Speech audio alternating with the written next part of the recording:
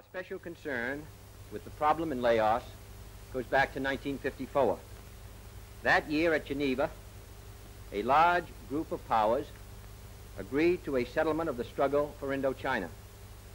Laos was one of the new states which had recently emerged from the French Union, and it was the clear premise of the 1954 settlement that this new country would be neutral, free of external domination by anyone.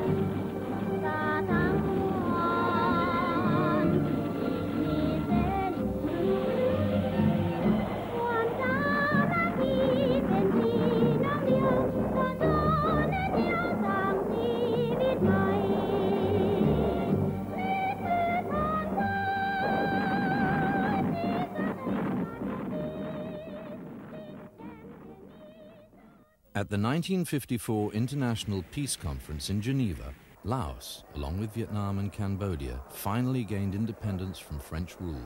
The catastrophic defeat of the French forces at Dien Bien Phu in northern Vietnam had signaled the end of 9 years of bitter conflict. The drive for independence throughout French Indochina had proved too strong to be contained by force of arms. After the conference, the British Foreign Minister, Sir Anthony Eden, expressed the hope that Laos should remain as an independent and neutral buffer. It was therefore essential that the United States should not attempt to establish any military influence. But by 1954, it was already too late. The United States had viewed the war against the French as being more than just a struggle of local people for their independence.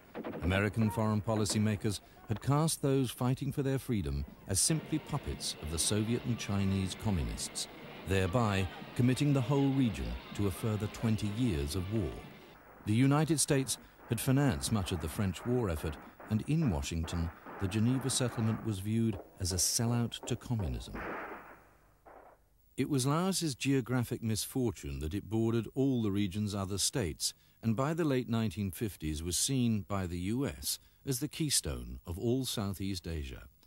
For the incoming Kennedy administration, Laos was a front line of the free world. In March 1961, the young president devoted an entire press conference to the country, clearly signaling his anti-communist resolve. The security of all Southeast Asia will be endangered if Laos loses its neutral independence. Its own safety runs with the safety of us all, in real neutrality observed by all.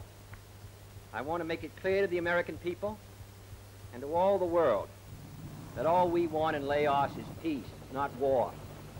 A truly neutral government, not a Cold War pawn. A settlement concluded at the conference table and not on the battlefield. Our response will be made in close cooperation with our allies and the wishes of the Laotian government. We will not be provoked, trapped, or drawn into this or any other situation. But I know that every American will want his country to honor its obligations to the point that freedom and security of the free world and ourselves may be achieved. At the same time, it was clear to the United States that a landlocked country such as Laos would be an extremely difficult place to fight a major ground war. For this, they had selected Vietnam as the right place to check communism. Shying away from direct confrontation, yet still committed to protecting Laos from what it saw as the communist threat, the Kennedy administration initiated a policy of massive covert military assistance to the Vientiane government. Laos was destined to become the site of a secret war of which the world would know little. Laos was a secret war because it was an embarrassment. The real problem was Laos itself. It was in the way of the Vietnam War.